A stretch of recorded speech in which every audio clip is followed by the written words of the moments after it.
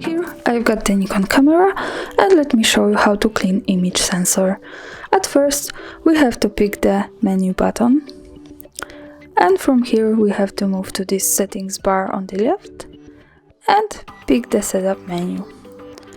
And for now we have to go down to the clean image sensor, and here we can decide if we want to clean image sensor now or if we want to manage the settings and manage them to clean image sensor every time we turn the camera on and off automatically, or adjust it to our needs. And I'm going to show you how to clean it. Okay, it should be clean. And thanks for watching, that's all. Subscribe our channel and leave the thumbs up.